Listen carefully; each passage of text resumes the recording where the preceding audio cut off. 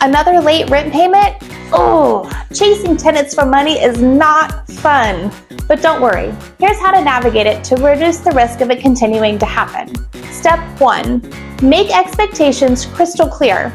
Your lease should outline due dates, late fees, and consequences for missed payments, so there is no confusion. Step 2, send friendly reminders. Life gets busy, tenants forget, so a quick text or email can help keep rent top of mind. Step 3, offer auto pay options. The easier it is to pay, the less likely they are to forget.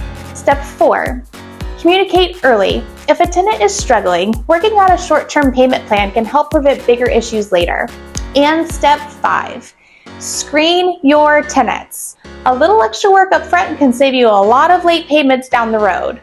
With the right steps, late rent can be a thing of the past. If you want more expert tips on property management, like, comment, and subscribe to our YouTube channel for updates.